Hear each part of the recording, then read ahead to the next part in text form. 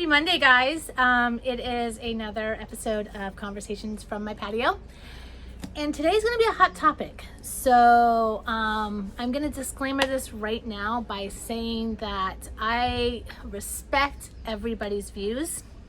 And all I'm asking you to do is to respect mine. But whenever this topic comes up, it always becomes just a big thing. So that's what I'm going to say about it. And the topic today is going to be vaccinations, because why? We have the COVID vaccination that's being done across the world, well, UK and America. So I just wanted to touch base on it and kind of give my stance on it. I am immunocompromised. I am super high risk for COVID. So I have been in my house for 10 months. Pretty much. I mean, I get out to go to the doctors to do labs. I went to Ornish program, which was a 9-week program where I went 2 days a week for 8 hours a day, or 4 hours a day. Sorry, blah, blah, blah. So other than that, I'm pretty much in this house and I'm surrounded by the same people. And I don't really get to see my friends, and I don't get to go eat at restaurants or go shopping. Like Christmas, I did Christmas shopping all online, which was kind of sad. So that being said, I'm looking forward to the vaccination. I'm looking forward to the vaccine. I am ready to have a vaccine so that I can, on some level, get my life back. Does that mean that I'll stop wearing a mask? No. Because I know that there's still a risk that I can get it. I understand that for me, getting the vaccine is a way to help keep me out of the hospital. Hold up. Go ahead, grab the pillow. Sorry, my son just came to grab a pillow. Now he's running back to class. Go back to class. Vaccine. So I understand that there's still a chance that I can get COVID. And I use the example of the flu shot. I get the flu shot every year. I've gotten the flu shot every year since 2009. Last year was the first time I got the flu shot being sick and having underlying conditions and being immunocompromised. And I got the flu, and I got it bad. Like, I didn't get it really bad, but I got it bad. It took me down, and I was down for probably about, I would say, a good 48 hours until I got some really good medicines put in me to kick it out of me. So I know that getting the vaccine doesn't mean that I'm not going to get it, and I understand that. Am I still going to get it? Yes, because I want to be able to have somewhat of a normal life again. Is there things that concern me? Sure, there's things that concern me. One, what really concerns me is how it's going to affect my kidneys. I'm stage 3 chronic kidney disease. There's not been any studies done on how it affects people with, chronic kidney disease. So that's frightening. Because I don't know what's going to happen when I get it. I mean, it could just totally mess with my kidneys, and then my GFR drops, and then I'm on dialysis. Is that what I want? No, because I've been working so hard to stay off dialysis. But again, am I going to do this thing? Yes, I am. I'm going to do the pros and the cons.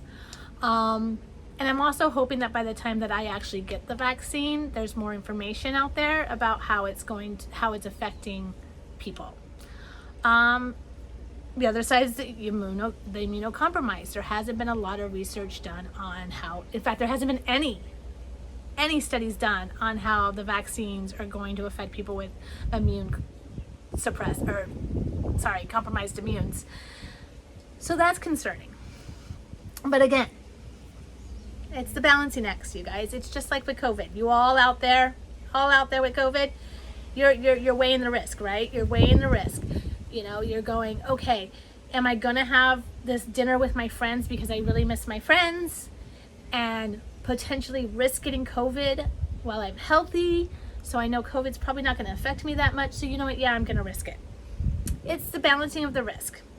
And everybody kind of has to choose that for themselves. They have to decide what is best for them. And that is extremely, extremely true with vaccinations. The one thing that I've learned about vaccinations, especially since having a child, is that it is a very, very, very personal matter. And it's a personal decision. And everybody has their reasons for getting it, and people have their reasons for not getting it. And there's a lot of argument about that. All you have to do to see the arguments is go look at some social media pages and go into some of the post and read some of the comments. There is huge arguments for pro-vax and anti-vax.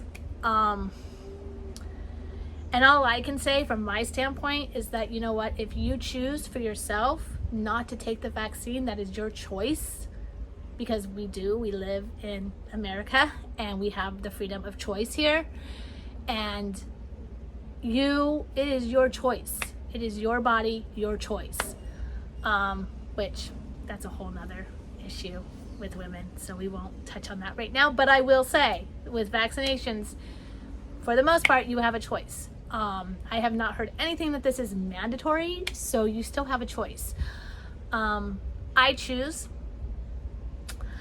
to believe in science. I choose to believe that this is going to make things better for me and allow me to get back to somewhat of a normal life. And I'm really looking forward to that because I have a lot of exciting things happening, like really exciting things happening. And I don't know how far I can take those things if I have to be stuck continuously in this house. So, vaccination for me it is. And I will still mask up because there's still a risk, and I understand that. But I need to be able to get a little bit of freedom back in my life and not feel so constricted to one place. And I want to see my friends. You guys, I really want to see my friends. I miss my friends so much. I never realized how much I needed my friends in my life until I went through this. And if the vaccination lets me go and see my friends and see their babies and have conversations with my friends again face to face instead of over a phone or over a video stream, that would be amazing, and that would make me so happy. If it allows me to go and have a date with my husband, let's be real, I have not gone on a date with my husband since this whole thing started because I can't go anywhere. So if it allows me to go on a date with my husband, which I think we so need, yeah, okay, it's worth it for me. It's worth it. If it allows me to feel a little bit better about the fact that I'm sending my son back to face-to-face education, then so be it. It's my choice, it's my body, and I'm doing what's best for me while still being very cautious. And I just hope that everybody really thinks about it before they make their final decision. And then when they do make their final decision, I hope they're not met with judgment. I don't want anyone to be met with judgment because they made a choice about their body. Yeah, so that's my take. So thank you again for coming to my conversation. Sorry I was a little scattered today. First day back to distance learning on a Monday, and yeah, it was a little, sorry about that. But if you like what you see, you guys, go make sure you hit the like button and subscribe. I try to do these once a week, usually on a Monday or Tuesday, and they will cover all kinds of topics, and they won't always, I'm not saying they're always going to be health related. The ones so far have been pretty health related, but we'll probably venture out and do some other topics. If you have any questions, please feel free to comment me. You can also check out my blog at www.judysjourneyhawaii.com.